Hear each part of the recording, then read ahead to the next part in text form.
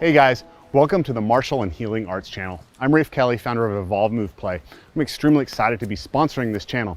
Martial and healing arts have been key aspects of embodiment and self-cultivation for thousands of years. I have some of my best friends in the industry, Rory Miller, Matt Thornton, Edward Hines presenting here, and I'm really excited to share what they have to say with you guys. You're gonna love it. So Evolve Move Play is an ecology of practices of movement, mindfulness, nature connection, and community. And within the movement, we have a big emphasis on moving in nature and being able to do parkour. We also like to lift weights and throw things around, but there's a huge aspect of martial arts, and I've been training martial arts since I was 6 years old. So it's really exciting to be able to sponsor this channel in particular. If you're interested in my work, check out my talks on the main stage and the Movement Anatomy channel. If you can't get to either of those live, you can check us out at Rafe Kelly on Instagram, get all your awesome embodiment giveaways, and for now, just enjoy this amazing channel. It's gonna be an awesome show. So, Pedro Alcantara is a musician, writer, teacher, and healer. He is the founder of Integrated Practice, a deep practical exploration of the relationship between creativity and health. He grew up in Brazil, studied the cello in New York, spent 7 years in London, and now he resides in Paris. Pedro has quite an impressive biography. You may like to visit his website to learn more about him. He is the author of several books, including 2 children books. You will find all the relevant links in the chat box below. In this presentation, Pedro will introduce practical ways to redefine healing and to practice the creativity for your benefit and for the benefit of other people in your life. Please, Pedro, it's all yours. Enjoy, everyone. Thanks, Nora. Thanks, Caroline, for your support. Thanks, John and Gertie and all the others who have come for my little party. I'm just very happy to be here. And thanks to the organizer of this wonderful conference, 1,000 people. We can hardly understand it, how 1,000 talks and workshops happen over these 2 weeks. It's just very, very exciting. Some of the people here present, I know them relatively well, or perhaps very well. And I'm going to use one of these people to introduce a first idea. And I'm going to use my friend John Murrell, who is there sitting in front of us. Hi, Pedro. Hi, John. It's just very nice to have you here. Thank you. And the thing is, if you look at my face, and then if you look at John Murrell, you will see that we are quite different. It would be quite strange for anyone to confuse John and me and say, you guys are so alike that there's just no way that we can tell you apart. But in fact, just a quick glance lets you know who is John and who is Pedro, because we are completely different. We just look different, we dress different, we move different, we talk different, we think different. We are completely different, John and I. But what's very interesting is that John and I, we are exactly alike. We both need oxygen. Without that, in 7 minutes max, we'll have a brain problem and then we'll die. We both need to eat and to sleep. We both need to express ourselves creatively and otherwise. We both need to deal with our aspirations, our hopes and fears, our family history. We need to make a living and think about how do we really feel about work and money. And that means the more we think about it, the more John and I become exactly alike. This is called a paradox. Two things that seem to be in complete contradiction, in fact, complete each other. John and I are completely different. John and I are completely alike. And I believe both those things are true. And the nature of paradox helps us understand life, live more creatively, relax about things that we don't understand. It's very paradoxical. It's more than one thing. Life is a great mystery. Life is very simple, but you know it's a great mystery. It's very simple. It's a great mystery. Well, both are true. And once you embrace the paradox, I think you relax, you open up, you start feeling good. And in terms of healing our subject, to embrace the paradox, I believe is very, very useful. And I'm just using this example that John Murrell and I are completely different and exactly alike. And that means that all people here present and everybody else in the world, we are all completely different, one from the other, and we are completely alike. The idea of paradox is at the heart of healing because we ultimately don't always know how healing works, but it works. So we know and we don't know, we don't know and we know. And it's just very, very interesting to have these two aspects at the same time. I believe that I would like to tell you a story.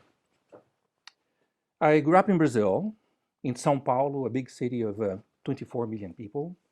I was there in the 1960s and 70s when the city was much smaller. It was only about 15 million people. I grew up in a normal middle class family. We grew up downtown, went to public schools, five children in the house. And at some point, I started learning music. I played the cello. At some point, I left Brazil to go study in the United States. And the culture in Brazil, one of the aspects of the culture in Brazil is that when you greet somebody at a party, a dinner party, and you're meeting somebody for the first time, you do the cheek to cheek kiss. And all women do it to all women, all men do to all women, and some men do it to some men. But essentially, the habit for the Brazilian is to greet with a cheek to cheek contact. You call it a kiss. It doesn't really involve the lips, although you make a sound maybe or something like this. So you're meeting somebody for the first time, and vous faites la bise, we say it in France. Jeanne just put that in the chat. In the United States, you don't do that. You're not supposed to do that. That is taboo. That is verboten. That is molestation. That is cooties. That is viruses, and that is just dirty and ugly. Don't do it. And you can have some very dear old friends in the States whom you never touch.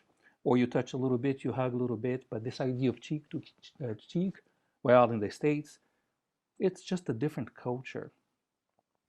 That means that I grew up with a culture that defined the relationship between people in a certain way and invited touch and contact. And if you grow up in the States, the definition of the contact with people is very different. And there's a certain emphasis on distance. You give people their distance, you give them their space. Well, I had spent a summer in the States when I was a summer in Brazil when I was 20 years old. And I went back to the States to resume my studies. And I arrived there, and that very day when I arrived back in the States after a summer in Brazil, I attended a concert. And I was jet lagged, I was tired. And in the lobby of the theater, I see a young woman who I know not very well, just an acquaintance. But somehow I was still in the Brazilian time zone. So I approached her and I did a cheek to cheek kind of kiss with her. She recoiled in horror because I had molested her. I had done something quite wrong. I had done something ugly and dirty. And her face and her recoiling have stayed with me because I learned something. And in that moment, I didn't understand that I had learned it, but I think I learned something about concepts and definitions. We define things for ourselves, and those definitions lead to our behaviors. If you define greeting as being a form of contact, your behavior is going to follow that definition. If you define friendship as space and distance, your behavior is going to follow that definition. And that means that if you would like to change some behavior of yours, something that hurts, something problematic, something somewhat handicapping to yourself, if you'd like to change the behavior, you have to change the definition because it's the definition that animates the behavior. We will take the idea of health, for instance, and we're going to imagine some doctor of a certain school. We don't know if he exists or she exists, but we're going to imagine that you go see that doctor and he takes your pulse, he listens to your heart and to your lungs, he weighs you and says, Pedro, you are in very good health with just a little extra weight, but your pulse is good, the heart's ticking, and the lungs are working. And for a person like this, the definition of health is extremely narrow. It's just 4 or 5 numbers of a physical nature. That's a narrow definition, and that doctor is going to offer therapies and bits of information according to that narrow definition. Let's imagine somebody else, us here present, and we decide that we're going to define health much more broadly. And we're going to say that health is everything in your life as it interacts. The decisions that you make, your postures, your movements, the company you keep, the things that you eat, the thoughts that you have, the things that you say, your career decisions, your money decisions, where you live, how you deal with family. Well, all of this makes for your health. And good health means your entire existence unfolding in real time. This is a very broad definition of health, and it's going to lead to behaviors that are very different if the definition is very narrow. It can be very useful for you guys to think about the definitions in your life, about what's good manners, what's a good career, what is good health, what is creativity. For some people, it is just what professionals in the arts do because they're trained artists, so they're very creative. That's a narrow definition of creativity. Or you can define it very broadly, and you can say everything that you do, think, and say, all of your movements, they come from a creative source inside of you. Every movement, I'm doing something like this to talk to you right now, and this is a creative moment, a creative gesture. I'm not saying that it's a wonderful gesture, I'm just saying it comes from creativity. Here I'm defining creativity very, very wide. I'll say everything is part of your creativity, and that means that everybody is creative, and that means that you, right here, right now, you are expert creative people. Once you define it like this, you realize that everything you do is creative, and you can ride that horse, so to speak, and ride the horse of creativity. So now we have 2 things to work with, the paradox and the broad definition, in particular of creativity. If we define things very broadly, we could say that hurts are everything that hurts is a hurt. That if I do something like this to myself, that hurt. I slapped my face and that hurt. I did it a second time, that hurt even more. So I'm defining hurt as something that hurts. That's a little bit circular. If I get a splinter in my finger, well, that hurts. If my wife decides to leave me, that's going to hurt. If there's an explosion down the block, well, that's going to hurt. The explosion is very different from a splinter on my finger, but they are both from the same source, the source called hurt. And I believe it can be very useful for all of us to regroup all the hurts in this one category, because then we can just address the category instead of addressing each specific hurt in turn. We do a big thing towards healing from the hurt. Now, the first thing that I want to do in practice here today, this is an apple. It's a pink lady. Very nice, tasty apple. Like it very, very much. And I need to give you a trigger warning because in a moment I am going to take a bite out of the apple. It's a normal apple. I'm going to take a normal bite, but I'll take a kind of a extroverted bite. You know, a big bite like this. It's going to make a sound and a scrunchy, crunchy sound. You know how apples sound when you bite into them. So in a moment, probably in about 45 seconds, without further warning, I will take a bite out of this apple. And as I say, this is a trigger warning. So those of you who are very sensitive, you might want to think twice before you keep watching, because I'm giving you a warning, okay? What I'm going to do, I'm going to talk to this apple, and this apple is going to become a 3-year-old boy, a loving and lovable, innocent boy who, well, lives in a good family and goes to kindergarten or something like this. And the boy likes to play. He's very curious. He's just tender. He's very sweet. He has those beautiful, pure eyes of the a young boy. He is just a child, you could say. He's kind of an angel. I give you a warning. I told you that I was going to take a bite out of the apple. And the reason why I needed to give you a warning is that I'm persuaded that the imagination is the most powerful thing in the world. And if at some point you start thinking about this apple as a boy, the apple becomes a boy in our imagination. And if I take a big bite out of the boy, it is an incredibly violent, cruel, sadistic thing for me to do in front of 73 people from all over the world. My point is that the imagination is extremely powerful. I have to finish eating my apple. The bite was not imaginary. So just give me a second here to chew and to swallow. It's a done deal. So the imagination is very, very powerful. The apple can become a boy. I took a bite out of the boy, and now I will apologize to the apple. I'll call the boy John. It's a good name for a boy and for an apple.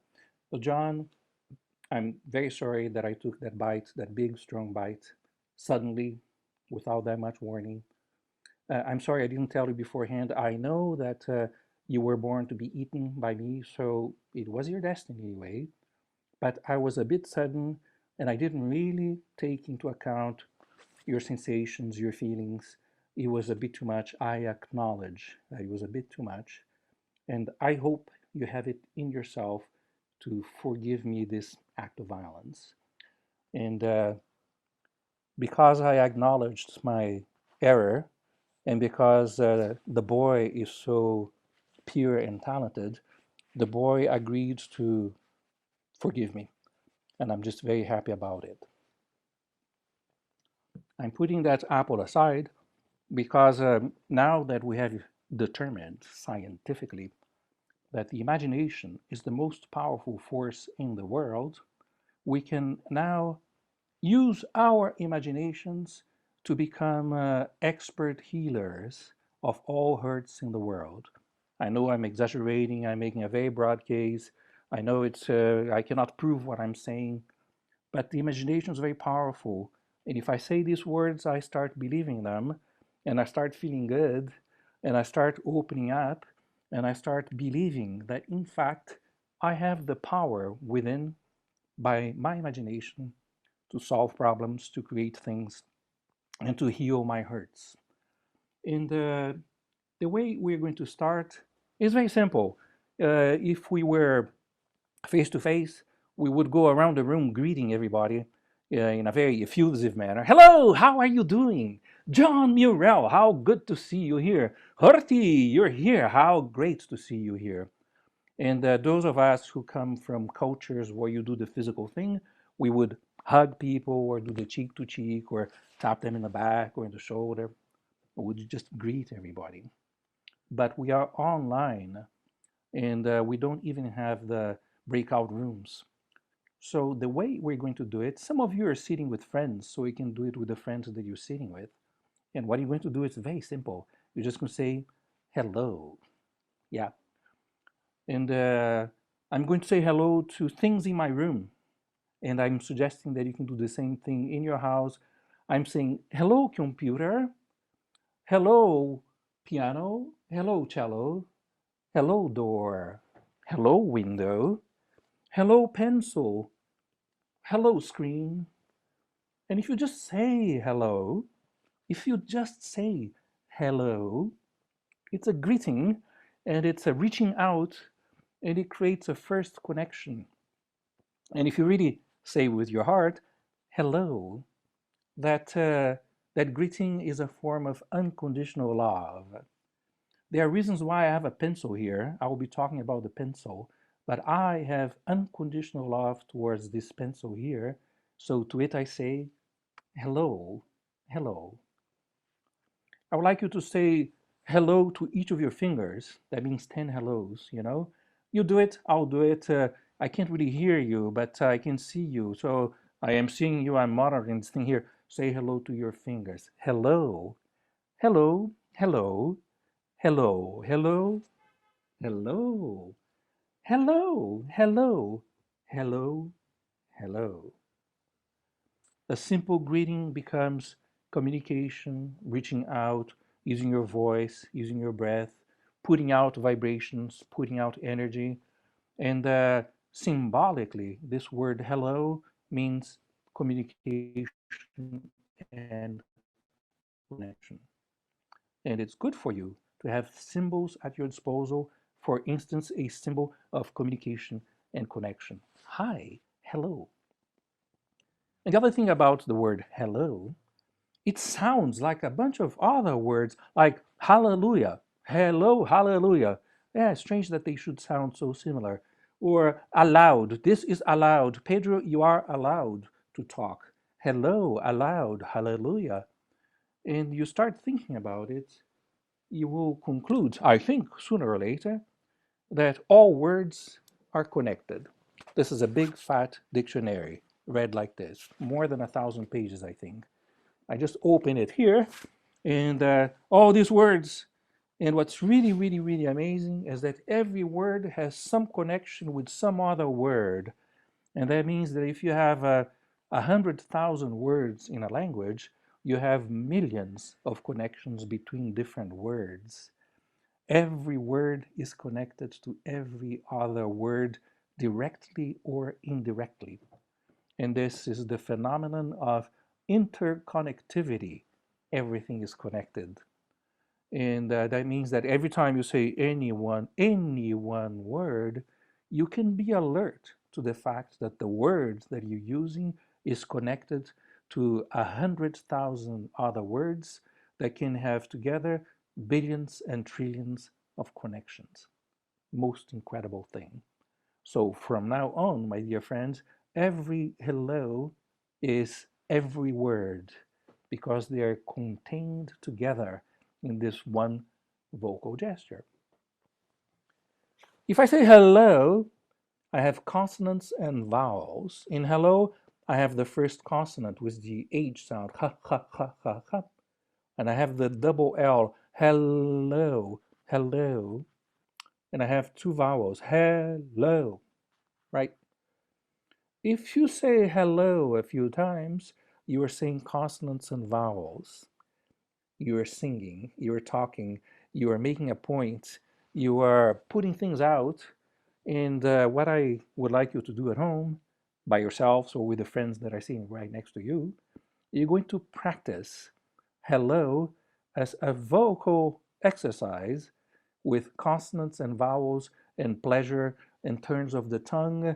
And then the next thing you know, you get very excited and you start improvising and you go from saying hello to hello, hello, hello, hello, la, lo, li, le, ho, la, lo, le, lo, lo, li, la, lo, hello, hello.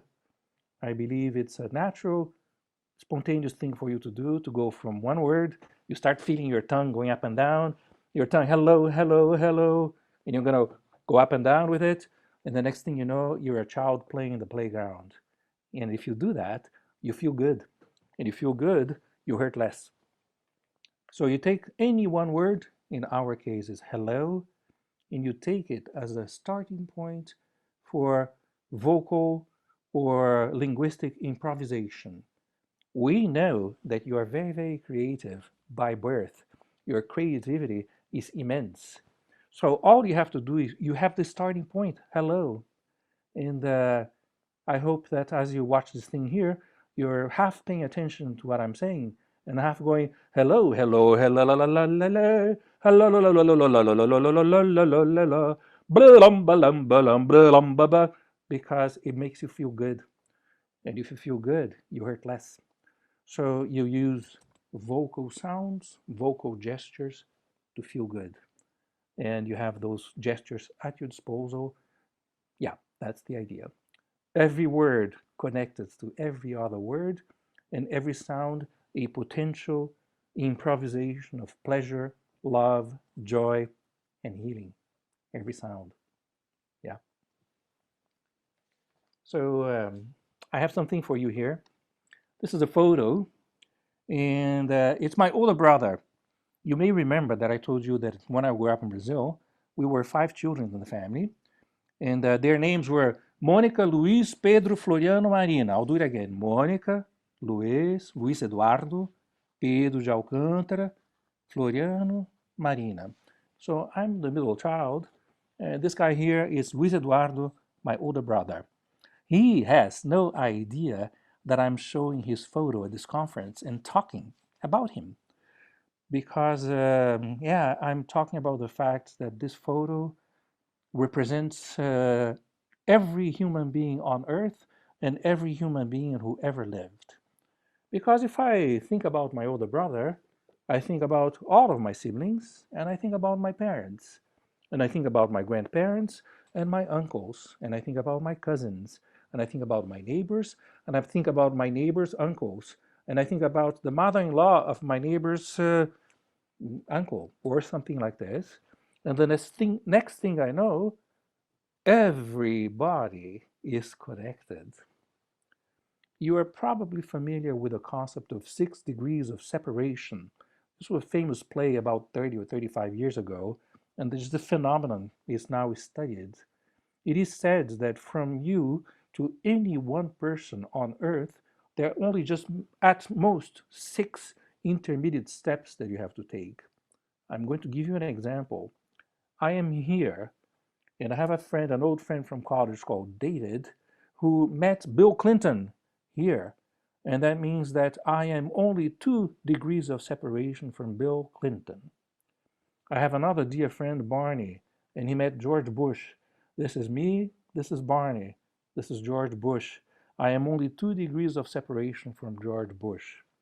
You start thinking about this, and you're 2 or 3 degrees of separation from every human being on earth. I believe Google and those people who have a lot of data at their disposal have made studies and established some averages. And for most people, on average, they're something like 2.7 degrees of separation from everybody else. So 6 is an exaggeration. We're closer than we think. So this photo of Luis Eduardo, my older brother, is a year older than me, represents humanity and the interconnectedness of all human beings. And what you're going to do as an exercise, if you don't have a photo of a family member to symbolize for you that interconnectedness, you're going to use your imagination, very powerful. And you're going to take the palm of your hand, and at the palm of your hand, you're going to project from your imagination to the hand the image of a family member. I am going to project Luis onto my palm. And I just look at my palm, and I'm looking at Luis, and I'm thinking about him. He's in Brazil right now. I'm here. We're separated by thousands of miles. He doesn't know I'm talking about him in front of people, but here I am talking to Luis and looking at Luis and sending my love to Luis. And I think if you just project onto your hand, you can see in your hand anybody wants. I can see my cousins, I can see my late mother and my late father. I can see my wife. She's in Paris right now, but not in my home. Hi, Alexis. How are you doing? I miss you. Come home soon. And your hand becomes the screen upon which you project the things from your imagination. The imagination is very powerful. Now you have a screen. You have your hand. You can do two hands. You can do the back of the hand. Well, you have this tool at your disposal. Your hand is now symbolic of 7 billion people alive today and another couple of billion who were alive 2 generations ago. Everybody's right there. And you have family relationships with most of them by 1, 2, or 3 degrees, right? Here you have it. Good. What I would like to show you, yeah, fork, a normal fork, just an eating fork from my kitchen, just a normal, inexpensive fork. On the one hand, this fork here is connected to every object in the world because the principle of interconnectedness applies to everything. But what is very, very interesting about the fork is it has a whole history. There were cultures 1,000 years ago beginning to use forks to eat, and some museums have old forks from Persia or things like this. But strictly speaking, the forks that we use today, they came through the Italians. In roughly 1400 or 1500, the use of forks was becoming more prevalent in Italy, partly because of the popularity of pasta. I know all of this because of Wikipedia. It must be true if it's on Wikipedia. So we have forks here today because of pasta in Italy. And that means that every time you use a fork, you're connected to hundreds of years of history, gastronomy, traditions, manufacturing, craft, and everything else. It means that this fork is the symbol of history, food, and everything else. What's very interesting about the fork is that it's also a symbol of other things. For instance, we can talk about a fork in the road. You're going down the road and you come to a fork. Maybe there are 3 or 4 possibilities. Do you turn left or right? Well, it's a very big deal when you come to a fork in the road and you have to make a decision as to where you're going. That road can be a physical road or a mental road in your imagination. You have to make a decision. And the fork symbolizes the possibility of choice and making a decision. And that means that symbolically, this fork represents from now on for all of us the possibility of choice, also the responsibility of choice.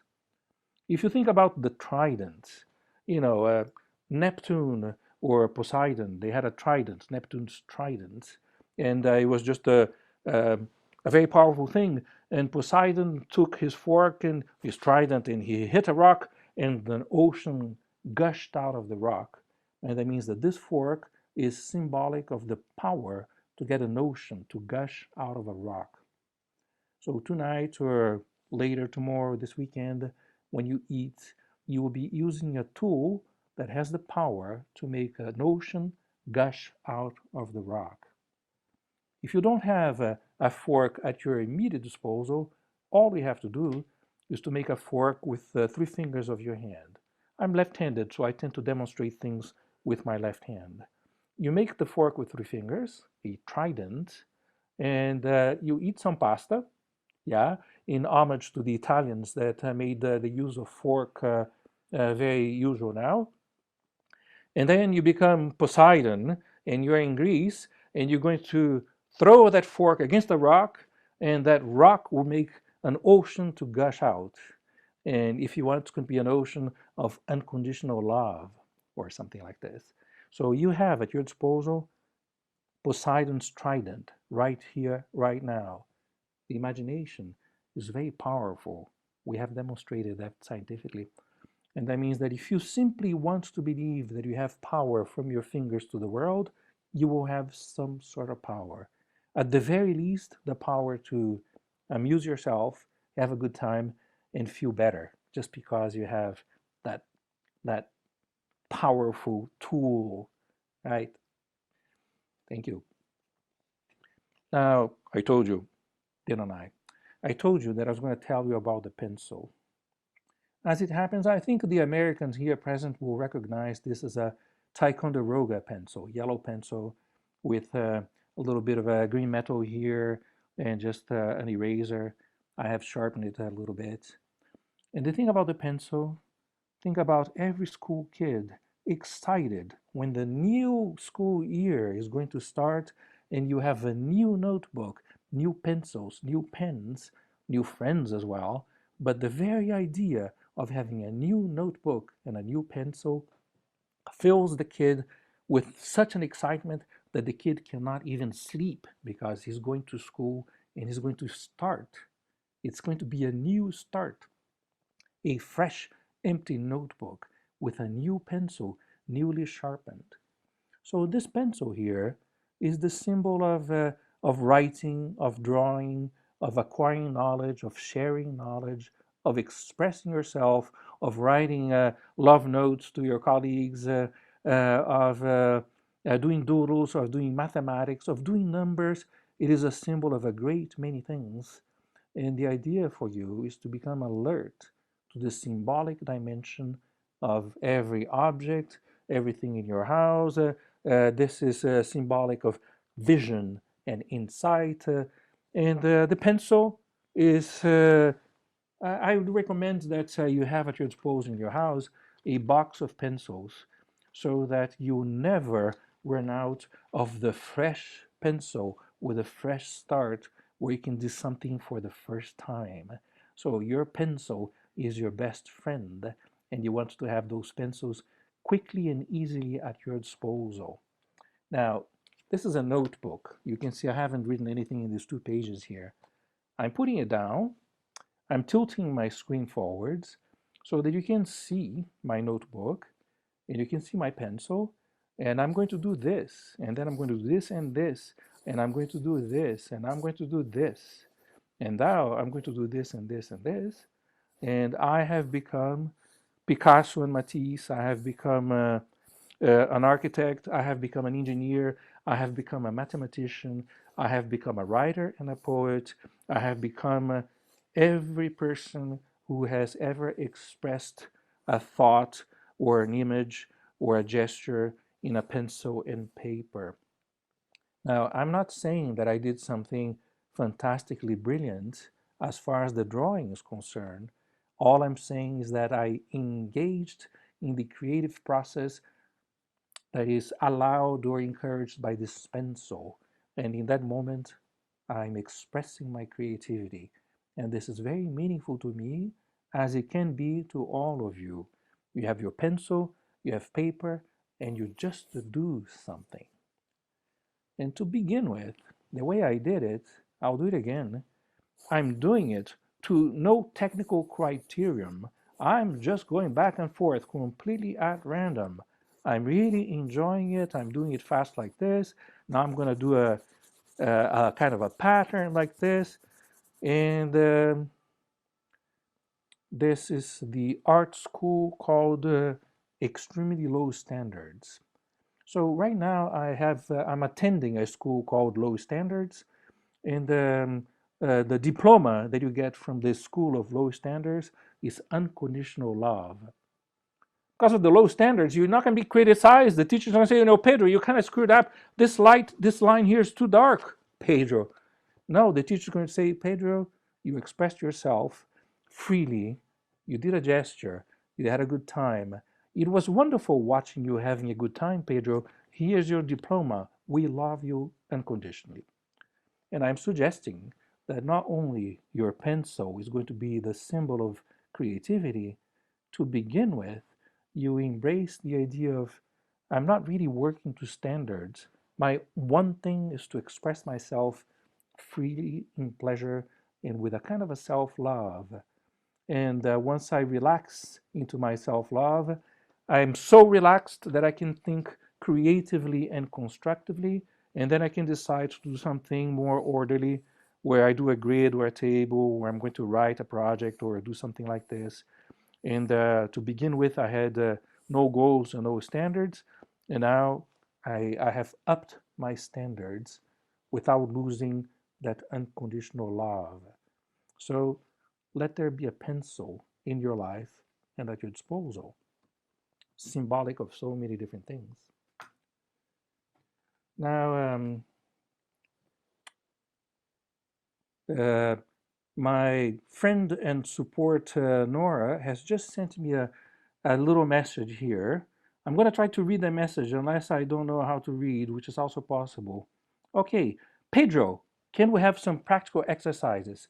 And we're going to do two exercises. The first one, you know that you were able to project humanity on the palm of your hand, and you're able to throw the fork at a rock and get a gushing sea coming out. What you're going to do is you're going to use the finger, one finger. I'm going to use the index finger of my left hand, and this finger will be the pencil. And with that pencil, I'm going to write a poem in the School of Low Standards. It's just this poem that I'm writing. And then, if you know how to read, you can read what I'm doing. And I think you can see that I'm saying unconditional love, right? So the exercise that you're going to do, you're going to take your imaginary pencil, which is your finger, and with it, you're going to do a drawing and a writing up in the air in front of you, and you're going to enjoy doing the gesture, and you're going to imagine that in fact you are drawing something, and then you can put the emphasis. You say, I really mean this, Pedro. And then you can say love, Love, but the main thing is for you to do this, and the imagination will take care of the rest. That's exercise number one. Thank you. And it's lovely to see you guys doing this. Yeah, it's great. Thank you very much. You never have to worry about anything else all day long. You just go like this and you feel good. And because you feel good, then you can do work or take care of business or solve a problem or something like this. And now we're going to do another exercise. Nora, thanks for inviting me, reminding me of the exercises. I'm taking my pencil. If you don't have a pencil, you take a finger. And with this pencil, I'm going to hypnotize myself. I can hypnotize you as well, but it's just enough for my purposes that I hypnotize myself. And the pencil goes back and forth in front of my eyes, and you can use the pencil or you can use a finger that goes back and forth in front of your eyes, and then you talk to yourself with a kind voice, bedside manner, and I'll do my version. It's like, Pedro, you're going to relax. You're going to start feeling very, very, very, very good. And you're just relaxing ever more. Pedro, look at the pencil. Pedro, stay with the pencil. And you're just relaxed. And the more relaxed you become, the more creative you become, Pedro. And now, Pedro, you're going to remember when you were in the school of unconditional love. And you're going to say, I'm always in the school of unconditional love. And you can do that with a pencil, or you can do it with a finger. You can do it to other people, or you can do it to yourself. Call it self-hypnosis, call it self-love, call it playing a game, call it using your imagination. But you're having some stressful moments, you just put your finger, say, Pedro, you just look at the finger, Pedro, and stay with that finger. It's motion, it's the swing, it's the summer, it's the breeze, you are on vacation, and stay on vacation for a little while. Well, Pedro, I think you're ready to go back to work because now you're relaxed and you can think in a relaxed manner about those things at work that you need to solve. Yeah, thank you.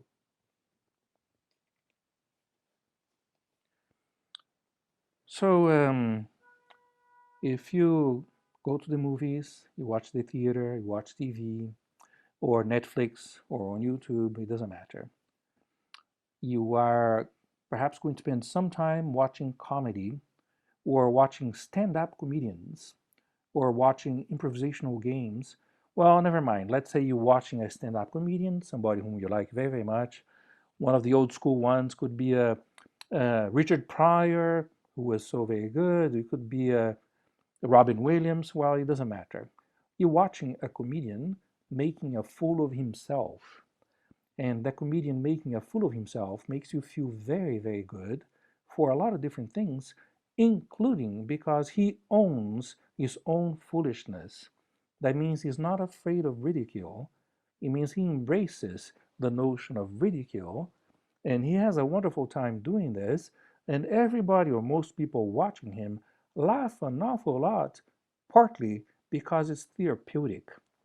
To watch somebody make a fool of himself or herself who owns her foolishness is therapeutic because you go with it. You become that fool, as it were, and you let go of certain feelings, you let go of judgments, you let go of embarrassment and humiliation. You just laugh and you feel good. And some of those stand up comedians are super popular and they're beloved decades after they pass away and things like this. So, in terms of seeking this healing energy that comes from your imagination, one of the things that you can do is to own your own ridicule. And that's the exercise that we're going to do right now. I'm going to use a rubber band. If you don't have a rubber band, it doesn't matter. I will show you the version without the rubber band. So, right now, I'm talking to you with a relatively calm and serious tone of voice. And I'm just taking that rubber band and I'm putting it above and below my lips, and I'm just taking that rubber band and stretching it. And there's nothing, I kind of look funny. Yeah, it's just my mouth and my lips became kind of big and strange just because I put that rubber band across my face and I pulled on it. And looking at myself, I see how funny I am. And the next thing I know, I become somewhat foolish. My voice changes, and it's like quite a show. People are watching. Pedro, aren't you afraid of being seen as perfectly ridiculous? This is the whole point of the exercise. I own that ridicule, and that means that I can laugh at myself and feel good. If you don't have a rubber band, all you have to do is to use your hands, squish your lips, or like this, like kids do it, or you can go like this. But the thing for you is to squish your face, make it look funny, and talk to the screen with your funny face and a funny voice. Like, oh, I love you so much. I want to have a baby with you. Yeah, and this is happening in public, and who the hell knows if this is good or not, but yeah.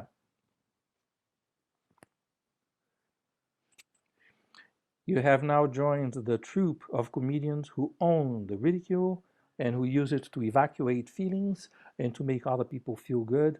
Little kids do this. They play games, they make themselves funny, they make faces. So you're not going to say to the little kid, stop doing that. It's kind of ridiculous. You're going to laugh and you're going to say, you're so funny. Yeah. So you use your imagination. The rubber band's good, the hands are good, and you just find the place and the time to do it, right? We will soon run out of time, but I would like to introduce quickly, if I can, two new ideas. And I am trying to give this conference, I'm not getting paid an awful lot of money. In fact, I'm not getting paid at all, but I'm a professional of creativity and healing right now. And this guy's trying to distract me and interrupt me. And it's kind of difficult to stay serious because ultimately I really want to play with him. We get along, and he's called Max. I had him for years and years. And what I'm trying to say many things, and one's that we all have a child within. It doesn't, I'm 62 years old. Oh, no, no, you're 60 years old. I'm 62 years old. But I feel that I am also 6 and 3 and 11 and 17 and 23, and I'm definitely 6. And as a 6-year-old, I have a stuffed toy. And that stuffed toy is my very best friend. And it's a loving, lovable friend. And we know that with our imaginations, we project things upon screens. And this little screen here is mine to project my unconditional love. Essentially, this is proof that I love myself. Yeah. And what I'm trying to tell you is that first, you can get a stuffed toy. I think that's a very good idea. You should have like 2, 3, or 5, maybe 17, maybe 65 stuffed toys in your home so that you can have these friends and play with them and let your child have a really, really, really, really, really good time. That's the first idea. And the second idea is that, this is Molly, another stuffed toy. And Molly was a gift from some colleagues in London. I was there some years ago giving a workshop that involved toys, and they gave me Molly. And then my backpack coming back home was too full, and what I did was to stuff Molly in my coat. And I walked around the streets of London, and I took the train with Molly sticking out from my coat. Now you can see that Molly is cozy, Molly is comfortable, Molly is safe, and you can see that I have a feeling that this presence protects my sternum, and that I have a friend, and that she's like my child or something like that. I really care for Molly, and I'm walking out down the streets of London with Molly visible. Well, it feels good, and it looks really, really good. And here's the question. Suppose that you could solve some problem or many problems by doing something like stuffing Molly in your coat and going for a walk. So suppose you could solve some of these problems by doing something that looks funny. Your choice is to have a problem or to have a solution. Molly is my solution. I feel good. Therefore, I am going to walk around with Molly sticking out from my chest because it's a solution to my problems. Ultimately, in healing, you need to make a choice, like that fork in the road, between the problem or the solution. If the solution looks funny, if it's a pencil, if it's a rubber band, if it's a duck sticking out of your chest, well, if it's a solution, I'm suggesting that you embrace it. I had a message from Nora saying, Pedro, you talk too much, and this thing's going to be over in like 3 seconds. Nora doesn't speak this way. She actually said, Pedro, you have just a few minutes left, and I believe that as far as this presentation is concerned, this is over. Nora, do we have time for 1 or 2 questions, or do we not have time for questions? We have time for questions. So far, there is no question, but if somebody would like to raise their hand and I can unmute them, that would be another way to ask a question, or you can also put your questions in the Q&A box below. John says, excellent class. I know John well. I paid him $10 for him to Oh, see excellent okay, class that's again. the guy. Thanks, John. No. That was value for money. Thank you very much. Yeah. I paid him nothing. He's just a dear friend, and we've done a lot of work together. I'm just very happy that John was here with us. Yeah. The Q&A has like 2 little bits in there, Nora. Oh, Should I- yeah, we yeah. have some. All right. So Maria asked, how can we be a kid and at the same time be an adult? Okay, the first idea is that it is a paradox to be a kid and an adult. And if you go back to the beginning of our class, the paradox is 2 things that seemingly don't belong together, but they complete each other. So I believe the true adult has a kid within and lets the kid come out and play. So you can be an adult by having the kid within, and then you can just go about your business. You don't have to wear a duck on your chest. You can just wear the child in your brain and in your heart. That's how you can be an adult and a kid at the same time. Yeah. Great. And Susan asked, do you use this work with what group? She wants to know what group are you applying this work to? All right. So we are a group. We had about 60 people here or 70 people. And in a group, we did this work. In my travels, I do versions of this work with groups of people. Sometimes it's 3 people, sometimes it's going to be 12.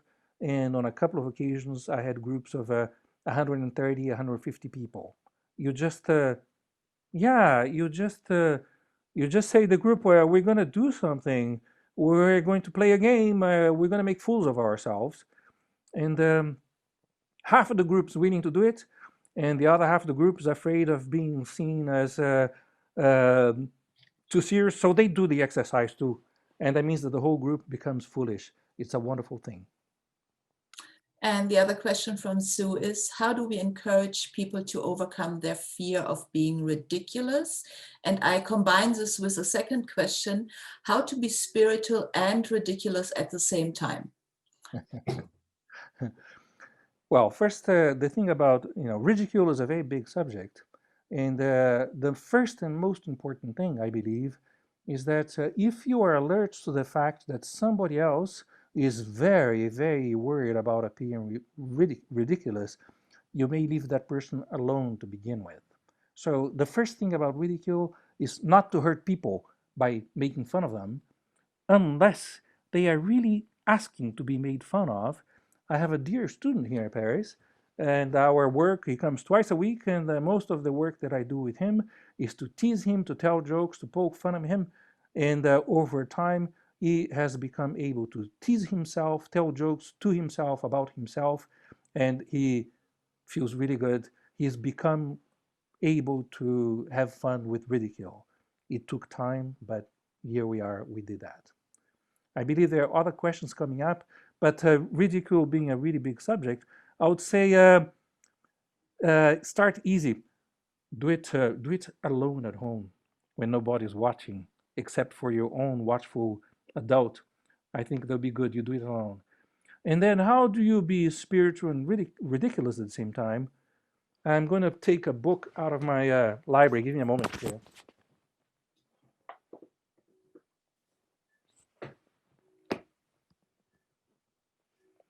Okay, it's just a little book called Rire avec Dieu, to laugh with God. And it's a series of anecdotes from the Sufi tradition. And I'm only using this book to hypnotize you into believing that it's possible to be spiritual and ridiculous at the same time. And because there's a book about it, it must be possible. And if it's possible, you must be able to do it. I'm not able to give you further exercises because the class is kind of over, but I think it's enough if I hypnotize you and you say, okay, Pedro, I now believe that every religion is pretty much ridiculous, so it's great. I'll go to church and have a really good time. Yes. I didn't mean to offend the religious people here present. I'm just trying to make a point. Thank you, Pedro. This was a wonderful presentation. Thank you, Nora. And we are coming to an end now. Please visit our coffee break rooms and also the Facebook group where you can continue your conversation. Our next presenter on this channel will be John Miller. He's going to be up in 2 hours using Qigong to escape cycle of suffering. Our sponsor for this channel was Rafay Kelly, and the conference will be available for 48 hours for free, as you already know. You can still purchase the entire package for 50% off. Till the end of the conference, digest it in your own time. You can share with friends, family, and students. And if you can afford it, please get the entire library. This will also be a thank you to us who have put endless hours into making this one of a lifetime event possible. And now our last word goes to Pedro. What is your golden wisdom on staying embodied in one sentence or less? Less fear and more love to the extent that you can. Thank you so much. It was a pleasure.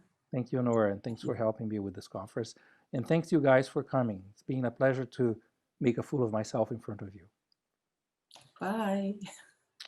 Bye-bye.